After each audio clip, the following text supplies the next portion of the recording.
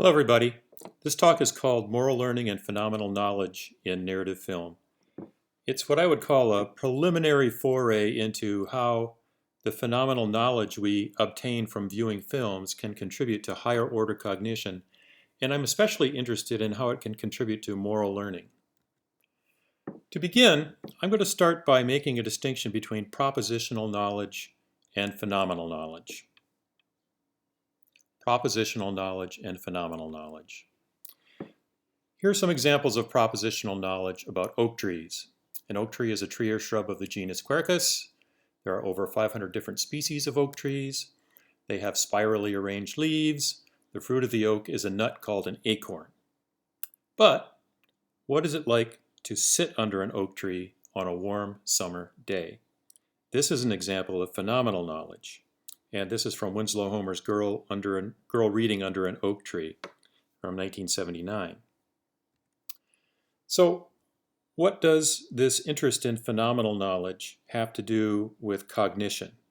And what does it have to do with one particular form of cognition that I'm interested in here called moral learning? Well, this relates to the position called aesthetic cognitivism, which is the view that the arts are not valuable merely because they provide pleasure, amusement, and delight, but because they are also sources of understanding.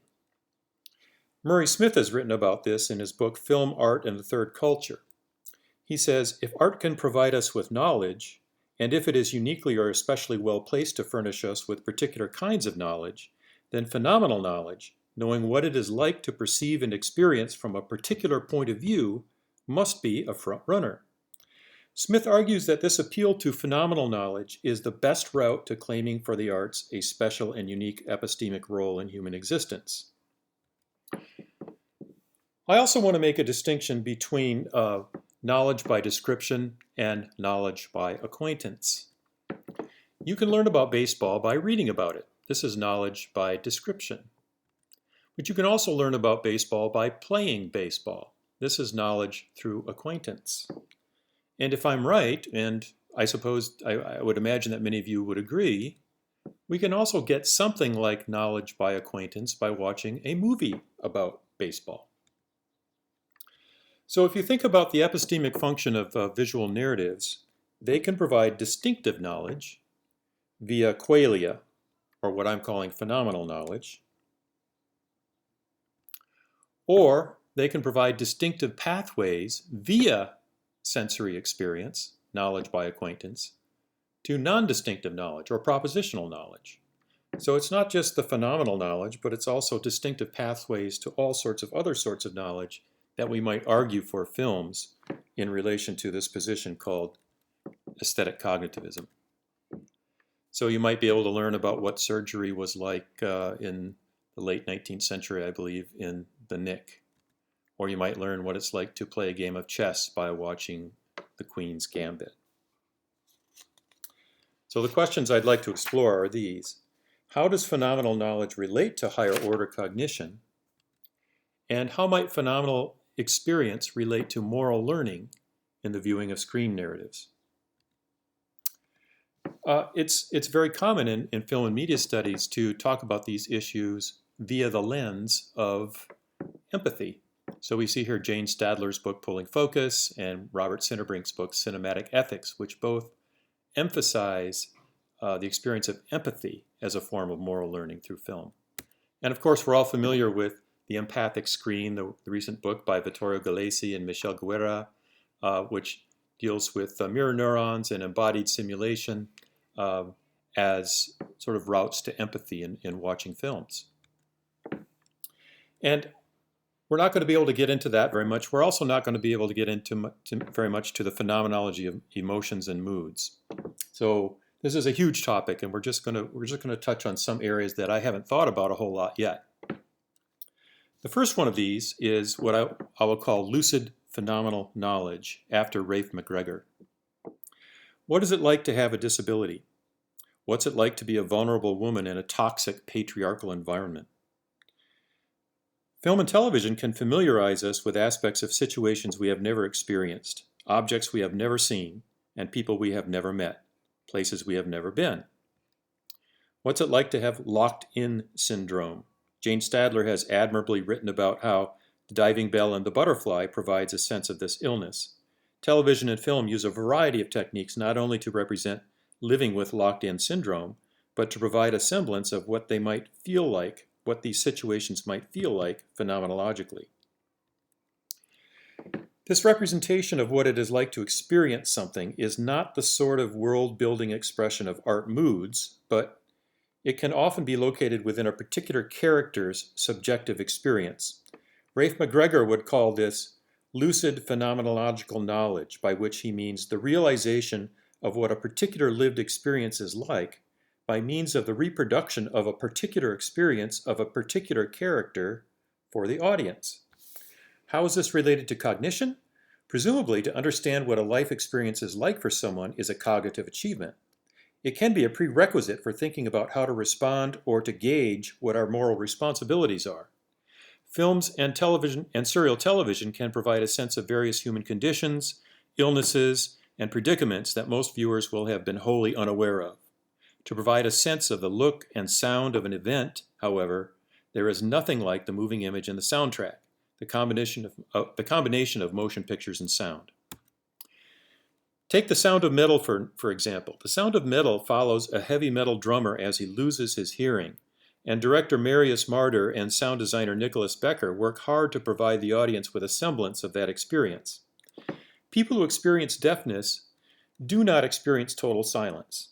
They sometimes hear muffled sounds, low-frequency vibrations, and other tones, as does Ruben, played by Riz Ahmed, in The Sound of Metal. Since film narratives occur in time, they can represent gradual or sudden hearing loss. In the film, as Ruben loses his hearing, the transformation from normal hearing to his partial deafness can be played out in real time. When Ruben gets cochlear implants, he experiences another transition as he regains some of his hearing. The sounds he hears, though, are distorted, unrecognizable, and he is told that the implants basically trick his brain into thinking that he is hearing sound. Film critic and theorist V.F. Perkins has written that no scene in a film is reducible to the verbal concepts which its actions suggest. It does not convey purely propositional knowledge, but rather, as Perkins notes, favors the communication of vision and experience, and, I might add, knowledge by acquaintance, or phenomenal knowledge. Scientists, philosophers, and theorists have noted that the cinema mimics human consciousness itself in the throes of diverse sorts of experiences. As I write in my book, Moving Viewers, a film can represent not just a mental universe of perception and cognition, but the phenomenological contours of conscious experience itself. Second, in these areas of possible phenomenal knowledge, is point of view and human perspective.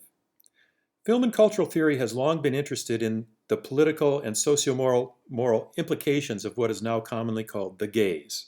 The gaze refers to the way that seeing and point of view are instantiated in a film, from the perspective of producers, viewers, or the characters within the fiction.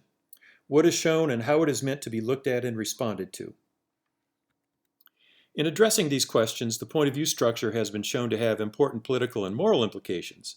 Laura Mulvey, in her canonical article Visual Pleasure in the Narrative Cinema, identified the male gaze as it was instantiated in classical Hollywood cinema, arguing that such films were designed for a heterosexual male spectator and featured women primarily as passive objects of voyeuristic desire.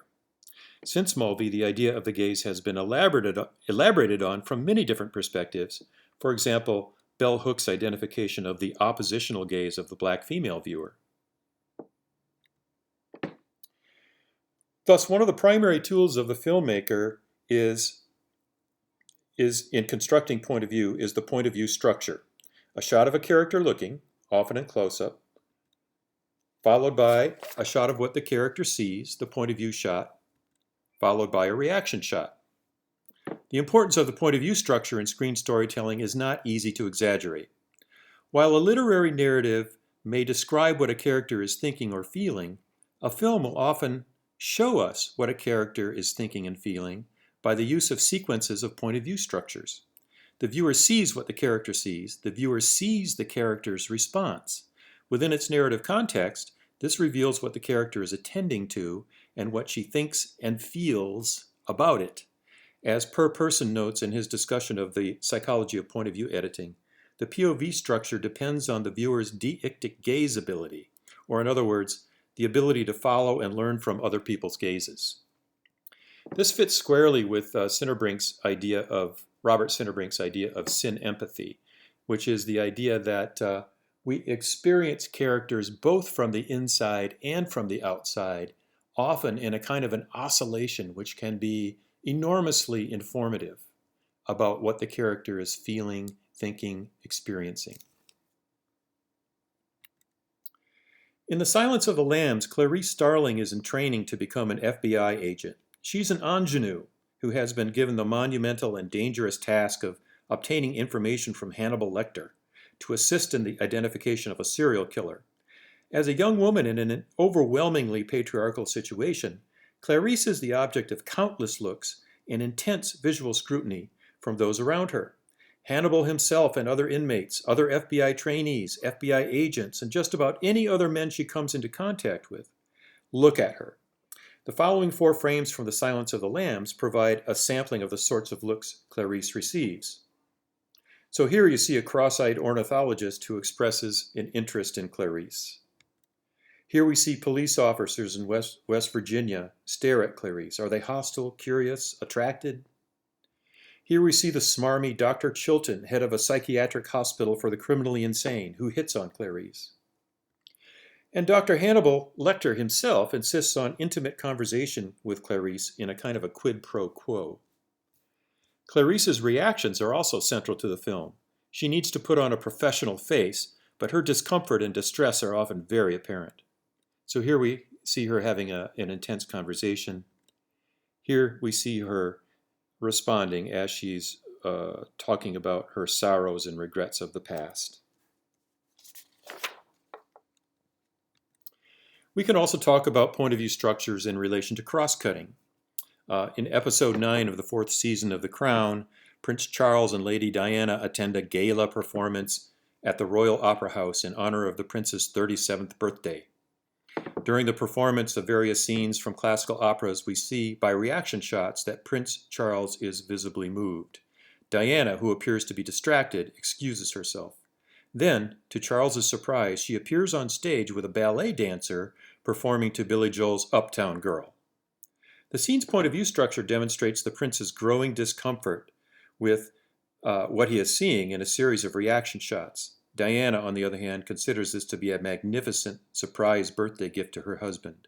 She had secretly been practicing the dance for weeks. Her face is radiant as she performs. The audience cheers her madly, further exacerbating Charles's anger as the attention once again is being drawn to her rather than to him. The point of view structure and cross-cutting draws our attention to the diverging ways that Charles and Diana understand this performance. To further demonstrate Charles's alienation from what he sees, the camera rests on Charles. The diegetic sound is submerged beneath discordant musical notes that drown out the sound of the performance, signaling Charles's upset. In close-up, we see him beginning to breathe heavily. Later, in their car on the way home, he angrily calls her performance a grotesque, mortifying display. The portrayal of human perspective is arguably a key way in which narrative can lead to moral understanding. Our understanding of what people are intending, feeling, thinking, how others see the world, is a cognitive achievement. The capacity of visual narratives to lead us through a chain of events from the perspectives of various characters engages viewers in complex exercises in theory of mind. Noticing what characters do is one thing. Sorting through how they understand what they do and what motivates them and how they respond is a complex act of cognition. What is it about looking and the point of view structure as they are represented in screen stories that provides powerful cues for cognition? To understand the phenomenology of this experience, a moving image can reveal aspects that may be difficult to describe in prose, at least not with such immediacy and force. For one, such techniques can enable us to understand the importance of looks and looking in our social lives, in social cognition, and in power relationships. Image and sound can help us understand human perspective, because although such perspectives can be verbally described, they are always instantiated in particular circumstances that are both visual and oral. that visuality and orality are keys to understanding human perspective, and in turn, a better understanding of human perspective is an essential component of moral learning. Third and last, theory of mind relies on sensory cues, but so does social cognition. Here I conceive of social cognition as the perception and understanding of other people in social situations. The exercise of social cognitive skills extends beyond theory of mind and mind reading per se, as it would include the reading of multiple minds in the context of social interaction. Yet mind reading is a central feature of social cognition nonetheless, and a central component of moral learning. The virtual exercise of social cognitive skills and knowledge is not solely a feature of screen stories, of course, but this exercise and training of our skills is a central feature of visual narratives.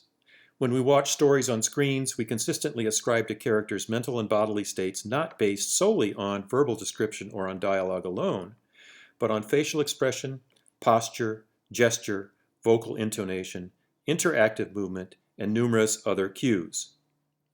Filmmakers have many tools to highlight and draw the viewer's attention to all of these through point of view editing, which I just examined, close-ups, camera movements, framing, blocking, sound manipulation and mixing, and various other means of emphasis through editing, such as sudden and surprising juxtapositions of elements.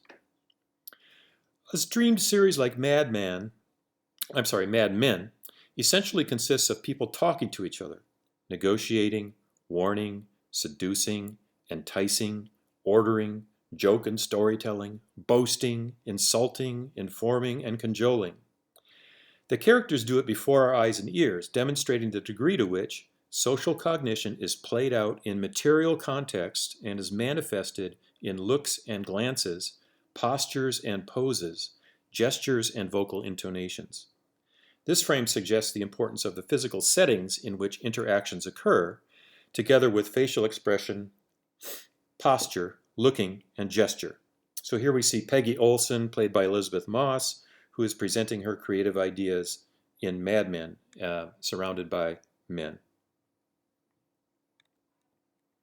Here we see the romantic aspects of an affair, including, again, what it might feel like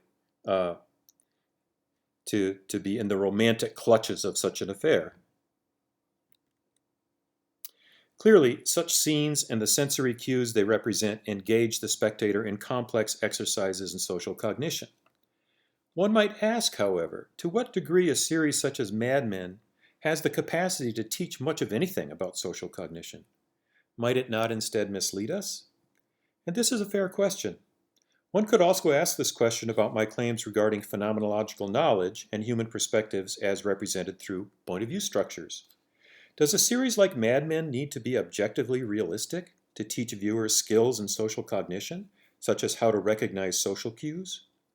By objective realism here, I mean, for example, a scene that represents a brainstorming session at an advertising agency that goes the way such a session might actually go, or characters that use gestures and facial expressions in ways that people actually use gestures and facial expressions.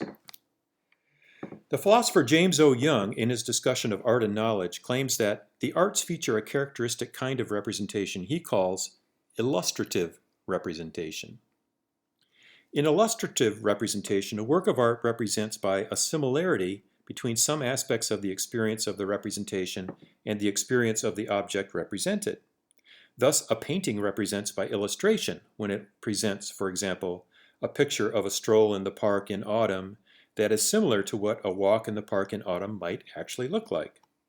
A piece of music represents sadness when the experience of the music is similar to actual sadness. A work of literature may depict conversation in a way that is similar to the way actual people converse. Thus, when a work of art illustrates something, it does so in large part by offering an experience that is similar in some respects to the experience of the object represented. I want to argue, however, that the teaching function of a work of art does not necessarily depend on similarity or on similarity alone. There must be some degree of objective realism, some contact with the world we actually live in, for a visual narrative to instruct. It is not the case, however, that maximum realism leads to maximum learning, as though there's a simple one-to-one correspondence here. It could be that stylized, exaggerated, or idealized behaviors, characters, or interactions may highlight social truths more clearly and effectively than the complexities and ambiguities of the real world. Thought experiments, such as the famous trolley problem, are simple in their construction and perform whatever intuitive work they do perform, despite the unlikeliness that such a scenario would ever occur in the actual world.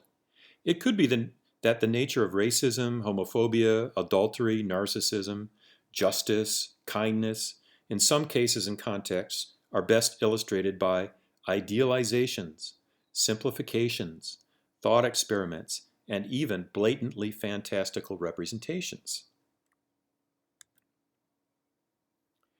The common scaffolding on which higher cognitive activity depends, of course, is storytelling. And here, of course, I'm talking about narrative film, so that's something of a tautology. It is stories about characters and their predicaments that puts the phenomenal experiences provided into a cognitive context. Stories implicitly ask thematic questions like these. What does heroism look like in the midst of a pandemic or in a war? After experiencing sudden and complete hearing loss, should one join a deaf community or attempt to remain in the society of the hearing? If you are a woman in love with another woman and intending to marry her, should you introduce her to your conservative parents? And how should that introduction be accomplished to the benefit of all involved? Any phenomenal knowledge offered in a screen story will be experienced in relation to the cognitive frame, a thematic exploration, a narrative direction, in this case, various implicitly posed questions or dramatic problems in need of a solution supplied by the narrative.